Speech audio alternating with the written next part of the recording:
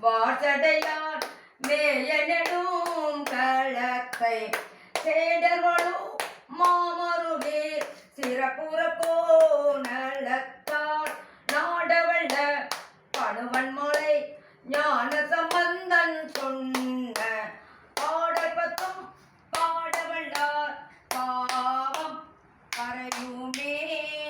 சிவாய நம. திருச்சிற்றம்பலம். போற்றி. இரண்டாம் திருமுறை.